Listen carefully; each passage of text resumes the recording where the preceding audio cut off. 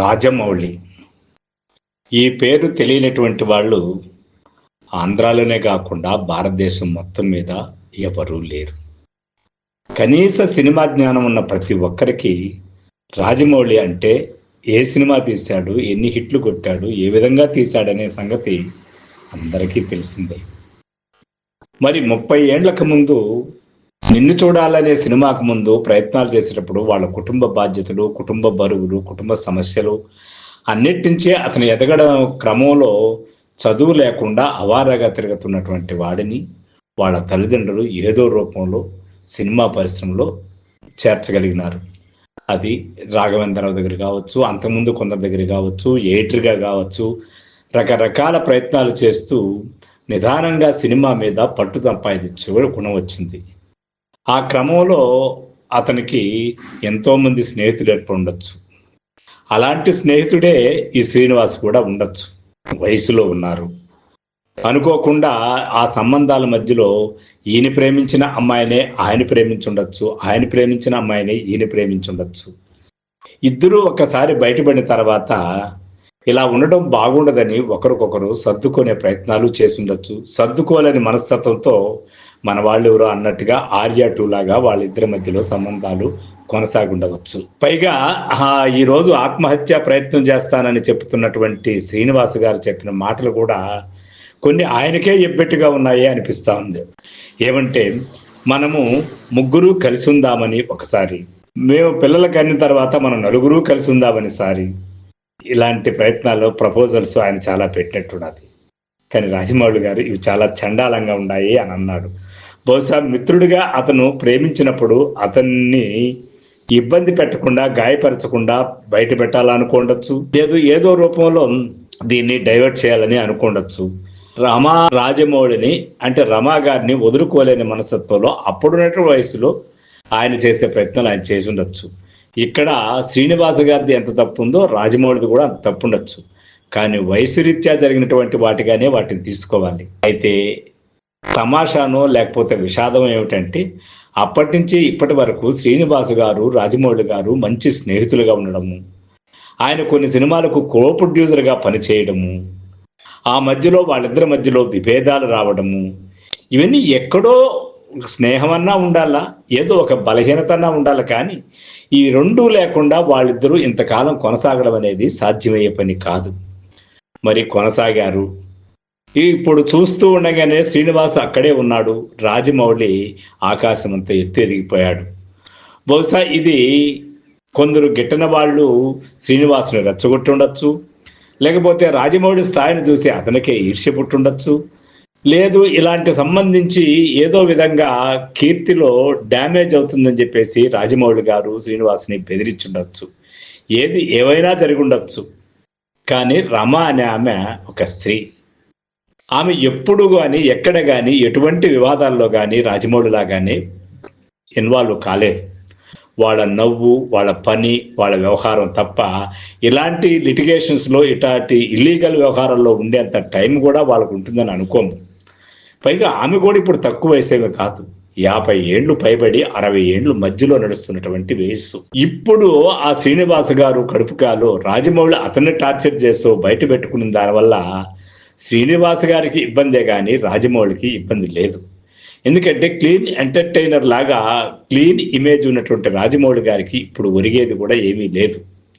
కానీ ఇప్పుడు ఆయన మాట్లాడే మాటలేమంటే తాంత్రిక విద్యలు ఉన్నాయి, ఇతర దర్శకుల్ని దెబ్బతీయాలనే ప్రయత్నాలు సీరియస్గా చేస్తాడు, ఎవరిని ఎదగనీయకుండా చేస్తాడు అనే ఆరోపణలు కూడా చేస్తున్నాడు శ్రీనివాస్ గారు.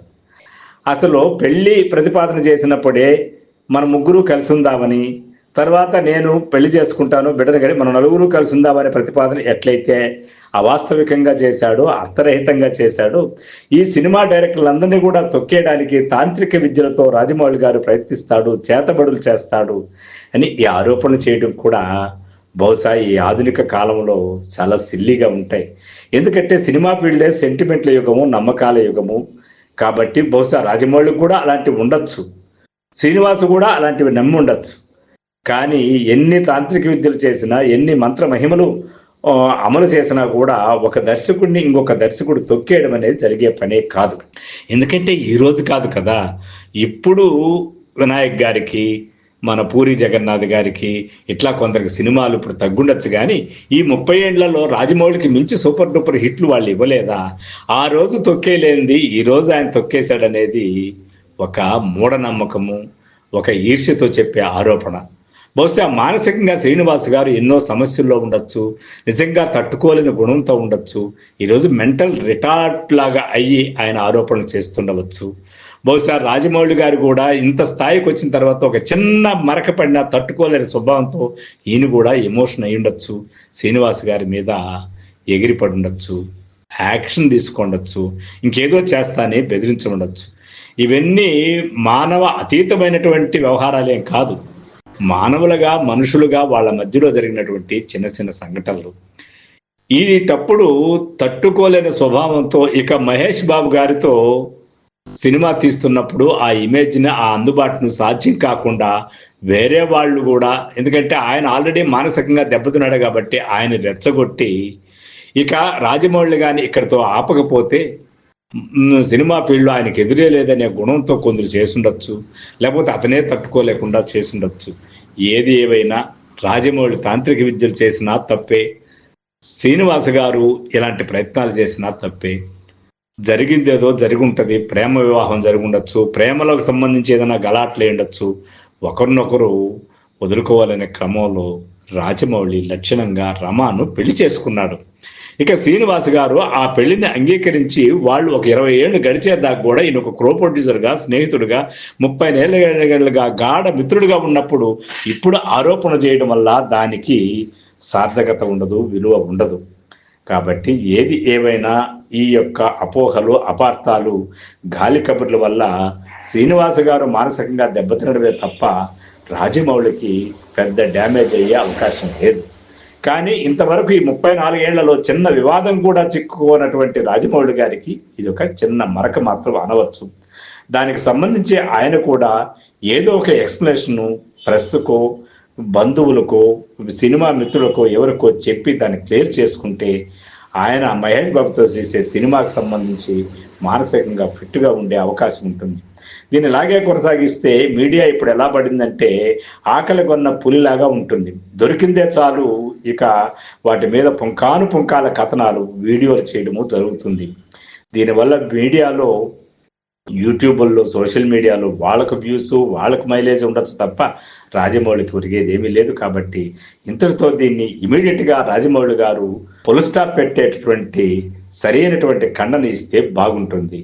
రాజమౌళి గారు తప్పు మీదో, ఆయనదో, ఏ విధంగా ఈ పుకారు బయటొచ్చిందో గానీ దీన్ని ఎంత తొందరగా మీరు ముగించుకోగలిగితే అంత మీ గౌరవం కాపాడుకోగలిగిన వారు అవుతారు.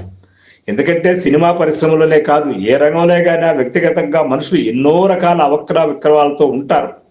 ఎన్నో రకమైనటువంటి తప్పుడు కార్యక్రమాలతో కూడా ఉంటారు. కానీ ఒక ఇమేజ్ అని ఉంటుంది. ఆ ఇమేజ్‌ని కాపాడుకునే క్రమంలో రాజమౌళి ఉన్నారు.